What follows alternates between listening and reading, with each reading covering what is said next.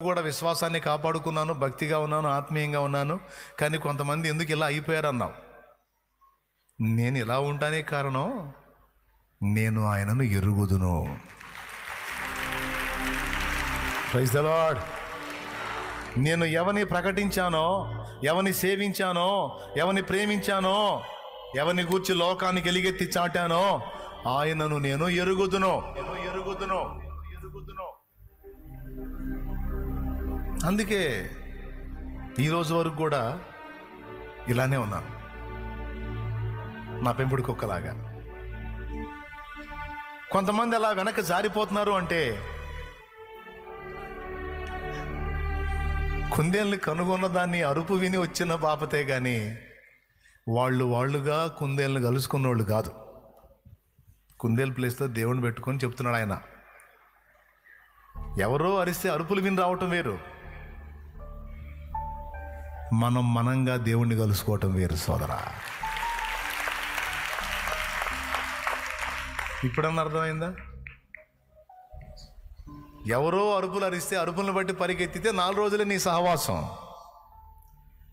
అదే మనంగా ఆయన కలుసుకుంటే, ఆయన ఎరుగుంటే, ఆయన తెలుసుకుంటే అందరూ విడిచిపోయిన మనల్ని మనం మాత్రం ఆయన వదలం. కాబట్టి నువ్వు నిజంగా దేవుణ్ణి కలుసుకుంటే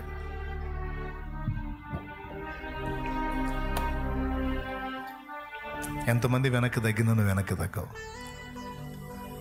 ఎంతమంది పోరాటంలో ఓటమిని అంగీకరించి సర్దుకున్నా నువ్వు సర్దుకో. ఎంతమంది గుడారాల్లోకి తిరిగి పరిగెత్తినా నువ్వు దావీదులాగా యుద్ధరంగంలోకి వెళ్తావు, వెన్ను చూపవు. కాబట్టి దీన్ని ఆలోచించండి. నేను చెప్పిన ఈ ప్రాముఖ్యమైన విషయాన్ని మీరు కానీ గ్రహించగలిగితే దేవుణ్ణి లోతుగా కలుసుకోవటం, దేవుని లోతులను కదిలించగలగటం, దేవుడు చెప్పినట్టు లోతుకు నడవటం, దేవునితో రహస్యంలో లోతైన అనుబంధాన్ని ఏర్పరచుకోవటం అనేది నువ్వు చేయగలిగితే, సింపుల్గా చెప్తా, నువ్వు ఆయన ప్రపంచంలోకి వెళ్ళాలి, ఆయన ప్రపంచం నీ ప్రపంచం, మీ ఇద్దరు ప్రపంచాలు కలవాలి. ఎంతమంది మెలకువతో ఉన్నారు ఈ రాత్రి? నీ ప్రపంచం దేవుని ప్రపంచం కలిసిపోవాలి. అది కూడా పైన కాదు, నిన్ను చూసిన ప్రజలు గుర్తించాలి, వాడు ఒక ప్రపంచంలో ఉన్నాడు రా అని. వాడొక మాలోకం, ఆమె ఒక ప్రపంచంలో ఉందిలే అనాలి. నీ ప్రపంచం ఆయనని నీకు అర్థం కావాలి, సమాజానికి కూడా అర్థం కావాలి. ఆ మెట్టుకు నువ్వు ఎక్కాలి.